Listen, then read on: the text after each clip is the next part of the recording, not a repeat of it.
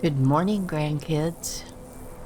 Well, the monk has been on the move because he really was sick and tired of the monk's place up on that mountain. But he's found a really cool place. Let's see what he has to say. Well, I picked a book off of this guy, and he had, look, I had to kill this thing, Charles. That was hard. Anyway, I got this guy's book, and he told me a little bit about this tower back here. It's called Meyer Watch. This did not have a blue column going up. It was perfectly plain, and I couldn't do anything with it. And that was totally locked. And the courier standing there won't go away. He came to tell me that Faendal was dead. And I've already been in the tower to check it out. And I came back out and he's still here. I have no idea why. Anyway, what that guy back there told me was to use some fire on this thing. Nope. And I did. Sorry. Nothing. And it opened that door for me. But it didn't make him go away. And I don't know what this is. Nope. Sorry. I'm afraid Nothing. to get on there right now because it might take me somewhere I'm not ready to go. Let's go in here and see if that guy ever goes away.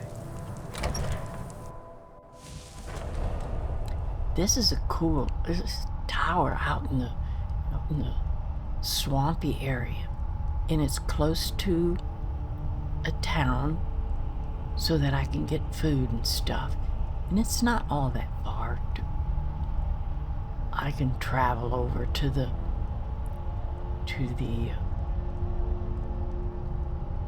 oh my God, I am going so dead in the brain. Anyway, when I need to get more books, I can go over to the college, and get some more. But look, there's books all over the place in here, so this will keep me for quite a while. But I thought it was strange that there's beds down in the floor below each chair. Look at that.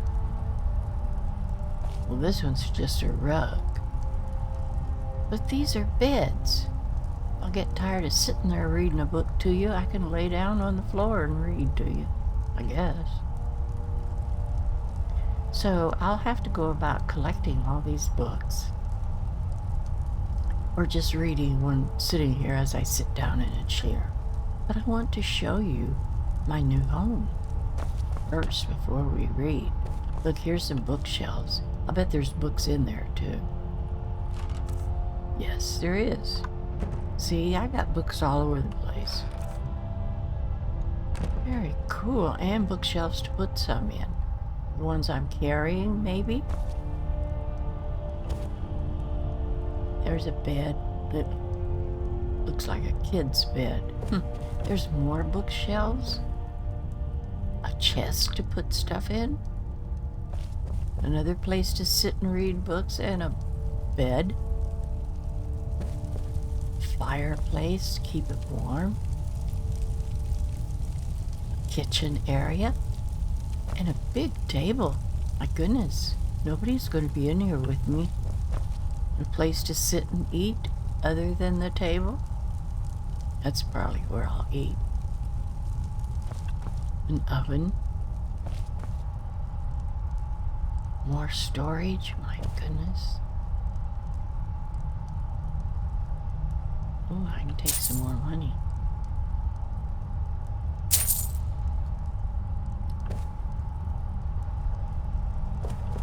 There is an... Oh. Is this one supposed to be my bed? Look at the wardrobe area. Books. Man. Ooh. Ooh.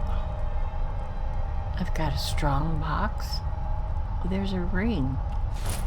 What does this tell? Cure disease potion recipe. I see. Okay. We'll leave those right there for now. Do I want to go through that? I don't know. Alright, we're back around to the door, so I guess this one is my bed.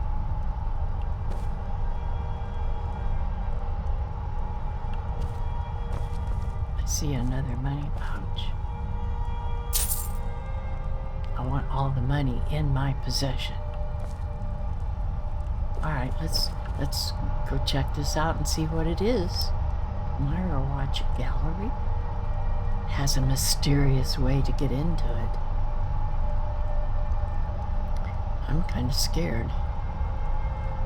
And I'm a monk. Oh! This is where all the good stuff is. Oh.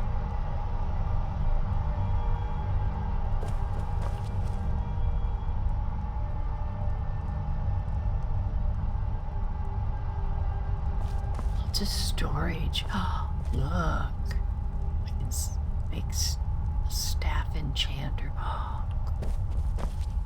More books. Storage. More books. Ooh. Ooh. Oh, look at these. Well, I won't be out doing stuff like that, so I guess those will never get filled. Or in these. It's just an empty cabinet. Oh, I can store all kinds of stuff in here that I won't be getting because I'm just going to be reading books. Wow.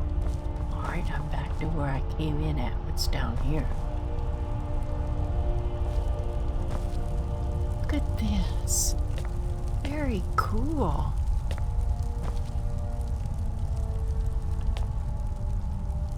Wow.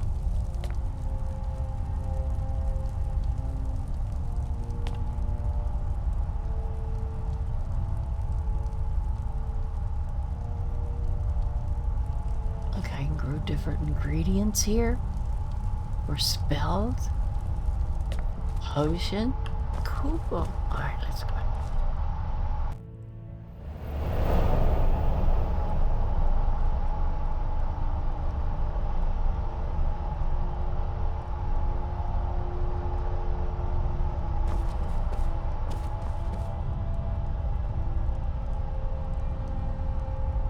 This is really cool.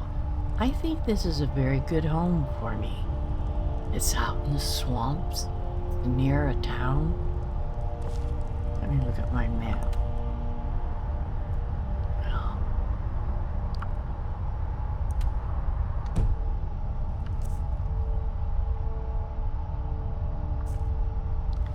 Well, I guess I can't look at my map in here.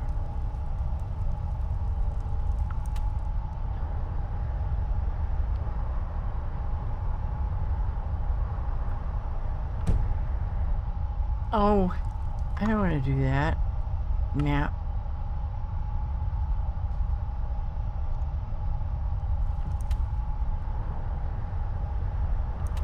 There. Alright, there I am. I looked in that old shack and there was tall grass growing up through the bed and the floor and everywhere in there, so I didn't pick that to stay in.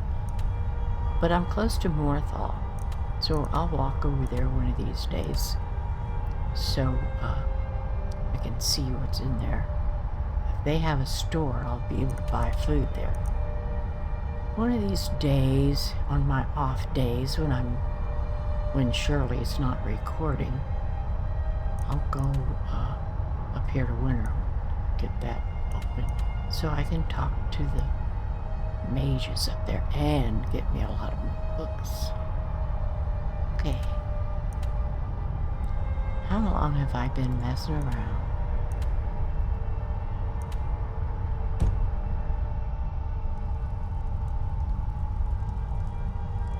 10 minutes. Okay, I'm going to sit down here and read you a book.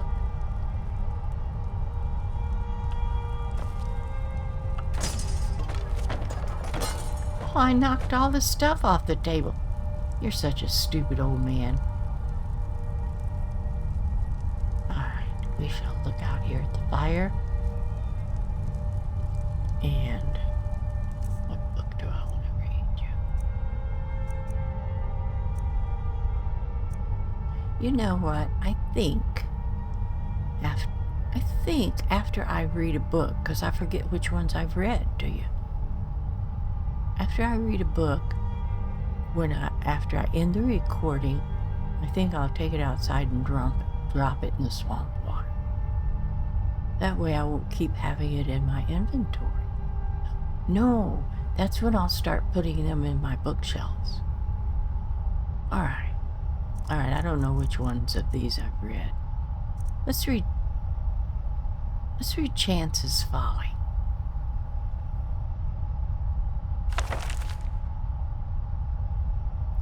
Zilmok Gogol.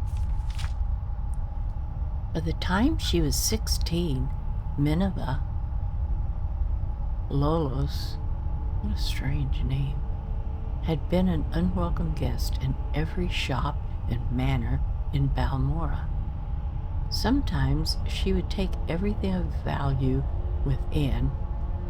Other times it was enough to experience the pure pleasure of finding a way past the locks and traps. So she was a sneak. In either situation, she would leave a pair of dice in a prominent location as her calling card to let the owners know who had burgled them. Very clever. The mysterious ghost became known to the locals as Chance. Is she really a ghost, or just to them because they haven't seen her? A typical conversation in Balmora at this time is like this. My dear, whatever happened to that marvelous necklace of yours? My dear, it was taken by Chance. The only time when Chance disliked her hobby was when she miscalculated and she came upon an owner or a guard. So far, she had never been caught or even seen, but dozens of times she had uncomfortably close encounters. There came a day when she felt it was time to expand her reach. She considered going to Vivek or Nisa's, but one night at the 8 Plates, that must be a bar or a restaurant, she heard a tale of the Heron ancestral tomb, an ancient tomb filled with traps and possessing hundreds of years of the Heron family treasures. The idea of breaking the spell of the Heron tomb and gaining the fortune within appealed to Chance, but facing the guardians was outside of her experience. While she was considering her options, she saw Ulster Moresby sitting at a table nearby, by himself as usual. He was a huge brute of a Breton who had a reputation as a gentle eccentric, a great warrior who had gone mad and paid more attention to the voices in his head than to the world around him.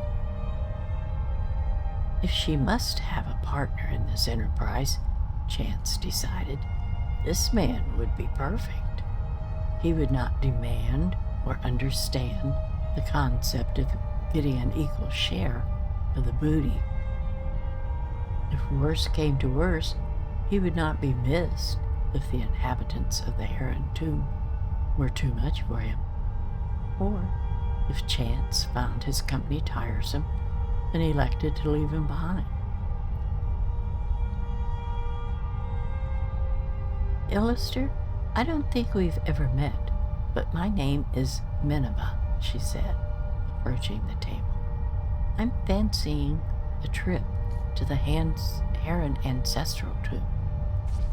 If you think that you could handle the monsters, I could take care of unlocking doors and popping traps. What do you think?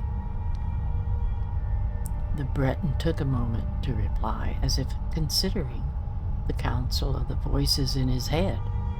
Finally, he nodded his head in the affirmative, mumbling, yes, yes, yes. Probably hot steel. Kite. Walls beyond doors. 53. 2 months and back. Splendid, said Chance, not the least put off by his rambling. We'll leave early tomorrow. I wonder what 53 is going to be. Maybe a long number. So, when Chance met Alistair the next morning, he was wearing chitin armor and had armed himself with an unusual blade that glowed faintly of enchantment. Cool. As they began their trek, she tried to engage him in conversation, but his responses were so nonsensical that she quickly abandoned the attempts. A sudden rainstorm swelled over the plain, dousing them. As she was wearing no armor, and Alistair was wearing slick chitin, their progress was not impeded. Into the dark recesses of the Heron tomb they delved. Her instincts had been correct. They made very good partners. She recognized the ancient snap-wire traps, the deadfalls, and the brittlebacks before they were triggered, and cracked all manner of locks, simple tumbler, combination, twisted haps, double catch, varieties from antiquity with no modern names, rusted heaps that would have been dangerous to open even if one possessed the actual key. Alistair, for his part, slew scores of bizarre friends, the likes of which Chance, a city girl, had never seen before. That couldn't have been friends. Bizarre fiends. His enchanted blade's spell of fire was particularly effective against the frost astronauts. He even saved her when she lost her footing, nearly plummeted into a shadowy crack in the floor. Not to hurt thyself, he said, his face showing genuine concern. There are walls beyond doors in 53. There's that 53 again. Drain ring, 2 months and back. Drop a rock. Come, Mother Chance. I wonder what all his sayings mean. They must mean something to him. Chance had not been listening to much of Ulster's babbling, but when he said Chance, she was startled. She had introduced herself to him as Minerva. Could it be that the peasants were right, and that when madmen spoke, they were talking to the Daedra Prince Sheelgorth, who gave them advice and information beyond their ken? Or was it rather, more sensibly, that Ulster was merely repeating what he heard tell of in Balmora, where in recent years Chance had become synonymous with lockpicking? As the two continued on, Chance thought of Lister's mumblings. He had said chitin when they met, as if it had just occurred to him, and the chitin armor that he wore had proven useful. Likewise, hot steel. What could walls beyond doors be? Or 2 months and back? What numbered 53? Yeah, those are all things I wonder too, grandkids. The notion that Alistair possessed secret knowledge about her in the tomb they were in began to unnerve Chance. She made up her mind that then to abandon her companion once the treasure had been. He had cut through the living room and undead guardians of the dungeon. If she merely left by the path they had entered, she would be safe without a defender. The phrase that he said made perfect sense to her. Drain ring. At one of the manors in Balmora, she had picked up a ring purely because she thought it was pretty. It was not until later that she discovered that it could be used to sap other people's vitality. Could Ulster be aware of this? Would he be taken by surprise if she used it on him? She formulated her plan on how best to desert the brat as they continued down the hall. Abruptly, the passage ended with a large metal door, secured by a golden lock. Using her pick, Chance snapped away the 2 tumblers and bolt and swung the door open. The treasure of the Heron tomb was within. Chance quietly slipped her glove off her hand, exposing the ring as she stepped into the room. There were 53 bags of gold within. As she turned, the door closed between her and the brat. On her side, it did not resemble a door anymore, but a wall. Walls beyond doors. For many days, Chance screamed and screamed as she tried to find a way out of the room. For some days after that, she listened, dully, to the laughter of Shilcorth within her own head. 2 months later, when Ulster returned, she was dead. He used a rock to prop open the door and remove all the gold. Wow, that was pretty cool. He acted like he didn't know much, and she thought she knew a lot. But she's the one that got trapped and died, and he got the gold. That was pretty cool, guys. That was pretty cool.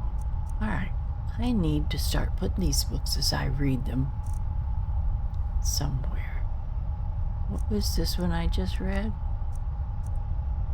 Chance's Folly. Okay, remember this. I mean, this. Alright, get up. That was pretty cool, guys. Let's start over here with this first bookshelf beside us.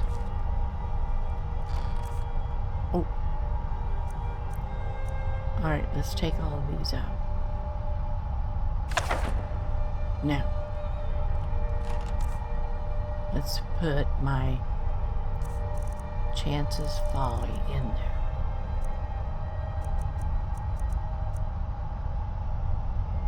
Store. Alright. So now we have the first book we've read in here stored.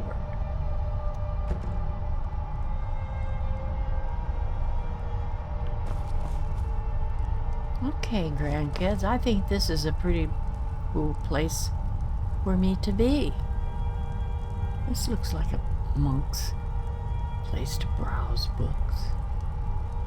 Alright, grandkids, I will see you here in the next video.